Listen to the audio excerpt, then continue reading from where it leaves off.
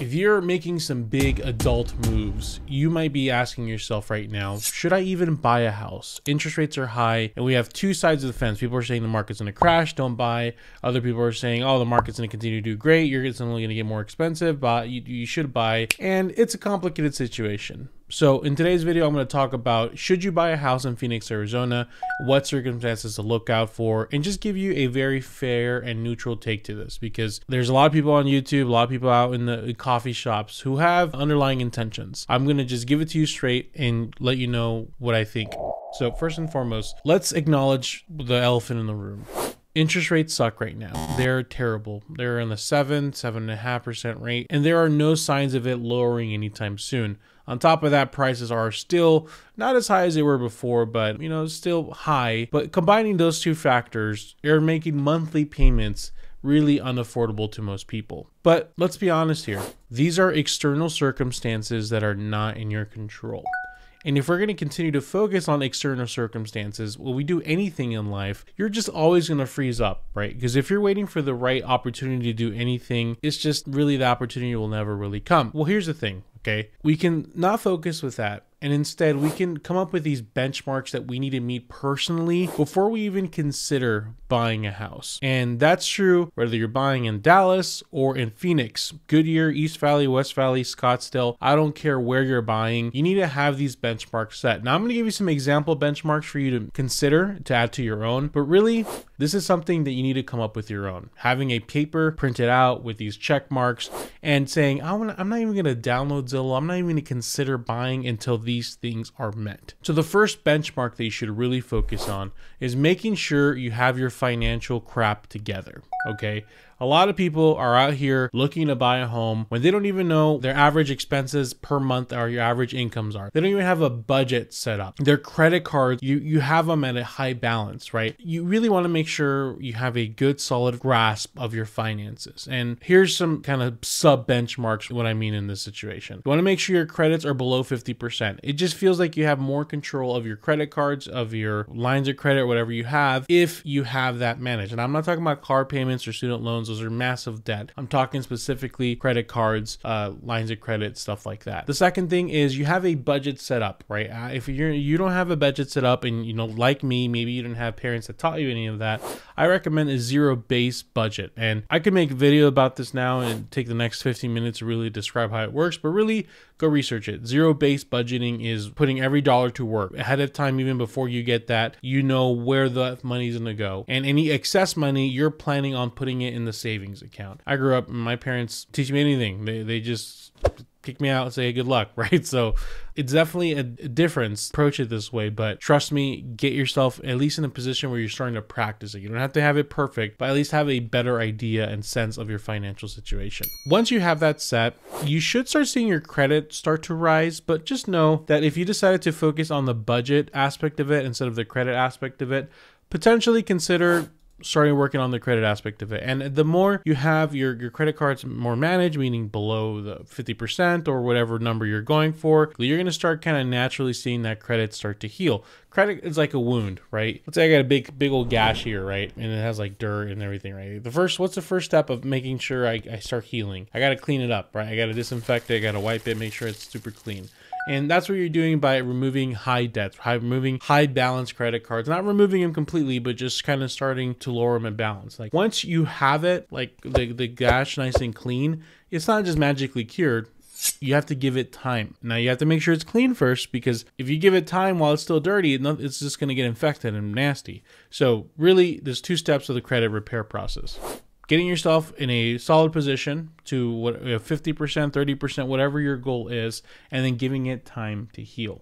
Now, the third thing, which is probably the most important one, is a lot of people just start saving, and they'll save like $20,000, and they'll call me and they're like, Javier, I have $20,000 for my house. I'm excited. Great. And I ask them, how about your emergency fund? And they go, huh? I have $20,000. I told you that's my entire savings. So then I go, okay, you don't have $20,000.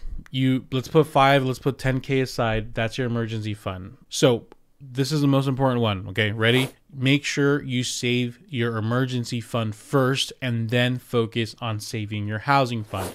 I don't care if you have different accounts or if you have everything in one account and you just have like a mental tally of what's what. Make sure you have your personal emergency fund ready before you even consider buying a house. It's just shocking how many people are out there and they're buying and they're being left with absolutely no money because they're using their savings as like, okay, I use my entire savings to buy a house. I hope that the AC doesn't break. I hope there's no more repairs or anything that pops up, because you're going to get put in a terrible position. So please, please, please make sure you have your emergency fund. Now, for you might not know what that fund might look like, but figure out what your survival number is. Save up 3 months, 6 months, 9 months, whatever it is you want to do. Save up whatever goal you have set. I like 3 to 6 months, but of course, I'll leave that up to you to figure out what you want. So at this point, you have a pretty good, solid understanding of what's going on. You have your personal situation very well. You have your emergency fund set. You have your housing fund set. And now the next step is to figure out what monthly payment works for your budget.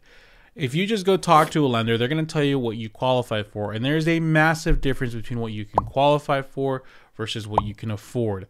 So please do not go talk to a lender to figure out what payment you should have. Instead, focus on what you can afford. This is done pretty simply. You use your net income to figure that out. And there's different rules of thoughts. There's 25%, 33%. I have a Patreon where I sell a calendar for $10 where you can get it. Listen, this is a secret. Don't tell anyone. But if you're looking to buy a home in Arizona and you're planning on using me, just sign up for my website.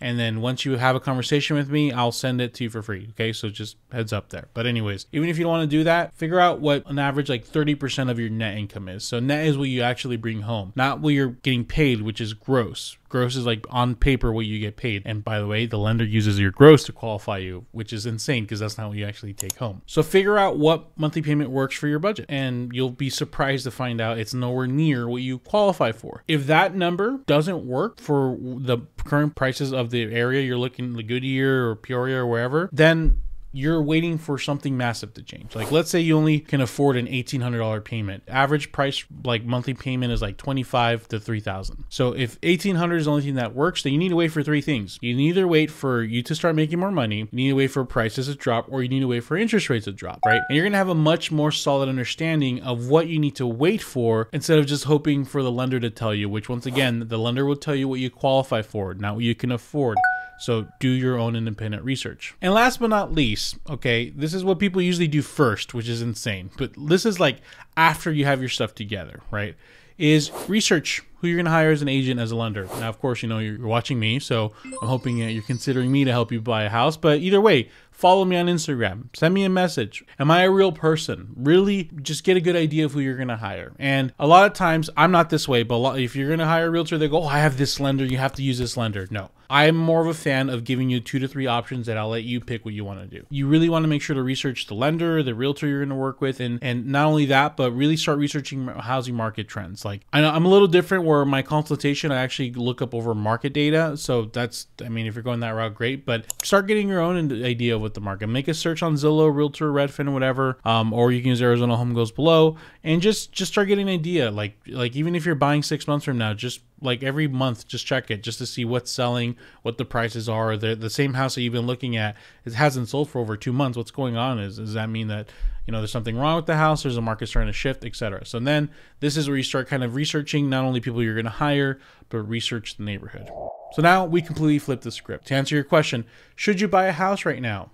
Well, how's everything looking like for you? We can continue to focus on the external circumstances and be concerned and be like frightened to death because, oh gosh, there's fire everywhere. But it becomes more an internal thing. Like, am I ready to buy right now? And if you have your stuff together, you have all those benchmarks met, and the monthly payment just doesn't make sense right now because interest rates are high, then it's an easy answer: rent or find some other thing. But it's a much more easier conversation to have, right? You're not asking a realtor, should I buy a house right now? How's the market? Who cares what the market is? If it sucks, if it's not great, if you have all your benchmarks met, then you can have a much easier time making that decision for you. So empower yourself first before you go inquire with other people to make that decision for you if you should buy or not buy. Because buying a house, no matter what, here's a reality. Investors are continuing to buy at a higher rate. If you're not going to buy your own home and own your own home, you will have a corporate landlord most likely.